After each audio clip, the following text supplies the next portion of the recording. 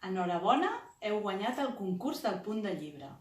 I vau seguir 3 criteris: que estigués ben acolorit, els colors barrejats però sense que s'embrutessin, adaptar-vos a un format molt estrany perquè era petit i molt allargat, i que fos un motiu de Sant Jordi creatiu i reconeixible.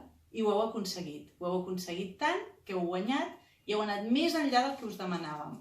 Heu fet una autèntica obra d'art.